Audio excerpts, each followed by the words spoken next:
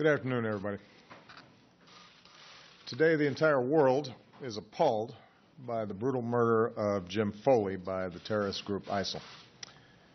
Jim was a journalist, a son, a brother, and a friend. He reported from difficult and dangerous places, bearing witness to the lives of people a world away. He was taken hostage nearly 2 years ago in Syria, and he was courageously reporting at the time on the conflict there. Jim was taken from us in an act of violence that shocks the conscience of the entire world. He was 40 years old, one of 5 siblings, the son of a mom and dad who worked tirelessly for his release. Earlier today, I spoke to the Foleys and told them that we are all heartbroken at their loss and joined them in honoring Jim and all that he did. Now, Jim Foley's life stands in stark contrast to his killers. Let's be clear about ISIL. They have rampaged across cities and villages, killing innocent, unarmed civilians in cowardly acts of violence. They abduct women and children and subject them to torture and rape and slavery.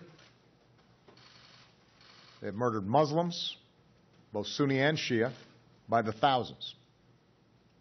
They target Christians and religious minorities, driving them from their homes, murdering them when they can, for no other reason than they practice a different religion. They declare their ambition to commit genocide against an ancient people. So ISIL speaks for no religion. Their victims are overwhelmingly Muslim, and no faith teaches people to massacre innocents. No just God would stand for what they did yesterday and what they do every single day. ISIL has no ideology of any value to human beings. Their ideology is bankrupt. They may claim out of expediency that they are at war with the United States or the West, but the fact is they terrorize their neighbors and offer them nothing but an endless slavery to their empty vision and the collapse of any definition of civilized behavior. And people like this ultimately fail. They fail because the future is won by those who build and not destroy, and the world is shaped by people like Jim Foley and the overwhelming majority of humanity who are appalled by those who killed him. The United States of America will continue to do what we must do to protect our people. We will be vigilant and we will be relentless. When people harm Americans anywhere, we do what's necessary to see that justice is done, and we act against ISIL, standing alongside others. The people of Iraq, who with our support are taking the fight to ISIL, must continue coming together to expel these terrorists from their communities. The people of Syria, whose story Jim Foley told, do not deserve to live under the shadow of a tyrant or terrorists. They have our support in their pursuit of a future rooted in dignity.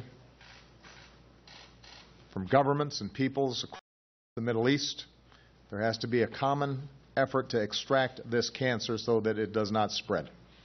There has to be a clear rejection of these kind of nihilistic ideologies. One thing we can all agree on is that a group like ISIL has no place in the 21st century. Friends and allies around the world, we share a common security and a common set of values that are rooted in the opposite of what we saw yesterday. And we will continue to confront this hateful terrorism and replace it with a sense of hope and civility. That's what Jim Foley stood for. A man who lived his work, who courageously told the stories of his fellow human beings, and who was liked and loved by friends and family. Today, the American people will all say a prayer for those who love Jim. All of us feel the ache of his absence. All of us mourn his loss. We keep in our prayers those other Americans who are separated from their families We will do everything that we can to protect our people and the timeless values that we stand for. May God bless and keep Jim's memory, and may God bless the United States of America. President Obama at Martha's Vineyard on the beheading of photojournalist James Foley.